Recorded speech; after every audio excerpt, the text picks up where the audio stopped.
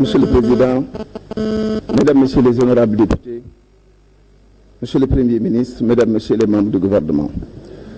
Monsieur le Premier ministre, vous ne savez pas ô combien vous avez eu raison quand vous dites que nous sommes tous mus par ce qui fait la grandeur de notre pays. Et je crois que quand on s'installe en politique, c'est certainement parce qu'on cultive chez soi l'idée que demain, le flambeau devra être laissé à d'autres. Et la meilleure manière de demeurer fidèle au feu des ancêtres, ce n'est pas d'en conserver les cendres, mais d'en transmettre la flamme. Transmettre la flamme, c'est quoi? C'est reprendre ce que Montesquieu disait, que la pire et la plus cruelle des tyrannies est celle qu'on exerce à l'ombre des lois et avec le manteau de la justice.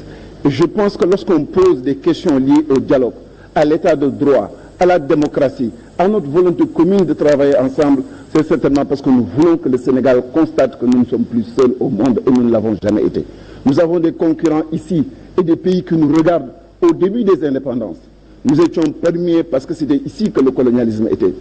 Il y a de cela très longtemps, on a administré énormément de retard du point de vue de notre diplomatie, du point de vue de la présence du Sénégal à l'échelle internationale, du point de vue de nos performances économiques, du point de vue de la rationalité de nos dépenses, du point de vue de ce qui fait la force de notre pays, les ressources humaines. Vous voulez que nous dialoguons? Oui, nous avons répondu une première fois à l'appel du président de la République. Qu'en est-il résulté de ce dialogue? Personne ne peut nous faire le reproche de n'avoir pas répondu présent. Parce que nous sommes soucieux de l'équilibre de ce pays. Et ce pays ne pourra jamais se construire à travers une équipe seulement.